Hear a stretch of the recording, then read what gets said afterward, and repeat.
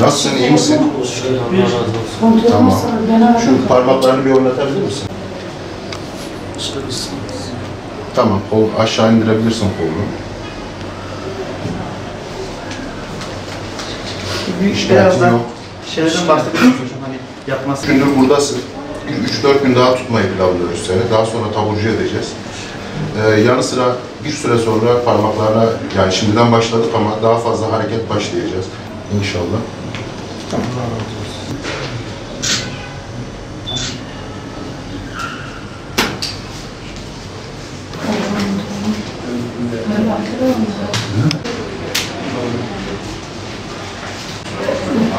Arkadaşlar size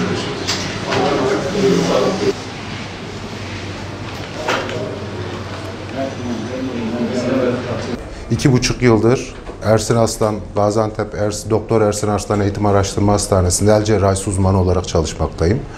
Bu 2 yıl zaman zarfı içerisinde kliniğimize çok sayıda büyük yaralanmalar başvurdu, ekstremite kopmaları başvurdu. Bu hastamız da aynı şekilde pazar günü, 4 gün önce çalıştığı fırında elini hamur makinesine kaptıran bir hastaydı. İş makinesine kaptırmıştı. Hasta acilde tarafımızdan karşılandı ve hızlı bir şekilde değerlendirmeden sonra ameliyat alıp ondan sonra kolunu replante etmeye karar verdik. Hastaneye yapılacak bu işlemin çok acil, hızlı bir şekilde yapılması lazım. Ekstremite yaralanmalarında, özellikle kopmalarda yapılacak hızlı girişim çok önem arz etmektedir. Zamanla yarış halinde bu işi yapıyoruz. Hastayı ameliyata aldık. 12 saat süren, yaklaşık 12 saat süren ekibimle birlikte başarılı bir ameliyatla hastanın kolunu yerine diktik. Şu anda hastanın parmakları hareket etmeye başladı. Dolaşım problemi yok. Yakın zamanda taburculuk planlıyoruz. Bölgemizde uzun süredir tek el cerrahı olarak çalıştım.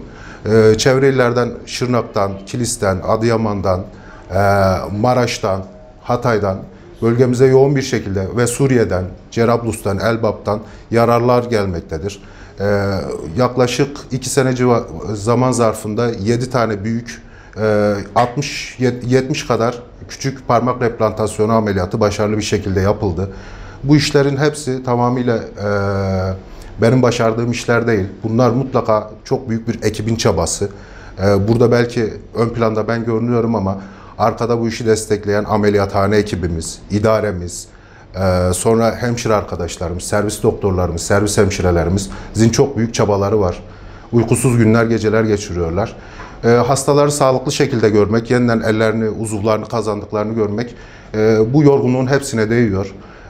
Majör replantasyonlarda bizim hedefimiz hastanın uzvunun eski fonksiyonlarının %70'ini 80'ini kazanması.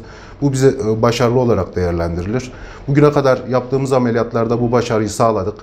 Hastanemizde çok rahat, teknik imkanlarımız yeterli. Çok rahat bir şekilde bu işlemleri yapabilmekteyiz. Vakıf Bey hastanemizin, ilimizin, bölgemizin tek el cerrahı ve mikro cerrahı. Bu minvalde yaklaşık 10 milyona yakın nüfusa hizmet etmekte. Gecesini gündüze katmış bir şekilde özveriyle hizmet etmekte. Biz bundan dolayı da kendisine müteşekkiriz. Oldukça başarılı ameliyatlar yapmakta ve biz bu başarılı ameliyatlarda her gün hem hastaları görerek hem de yakınlarının bize ilettiği memnuniyetle görüyoruz. Kendisine çok teşekkür ediyoruz emekleri için. İş kazası işte, akşam çalışırken, işime bakarken işte birden dengesizlik oldu. Elimizi kaptırdık. Hamur yoğurdu işte, dinlettirmede hamur dinleniyordur, hamurlar dökülüyordur. Elimle işte toplarken elimi birden kaptırdım. İşte hastaneye geldik, hocalarımız Allah razı olsun müdahalesini yaptı. Her şey yardımcı oldu, Allah razı olsun hocalarımızdan. Allah umut kestirmede kestirmişti. Kırılmıştı. Kolumu artık hissetmedim yani dedim. Kesin kolumu kaybettim yani.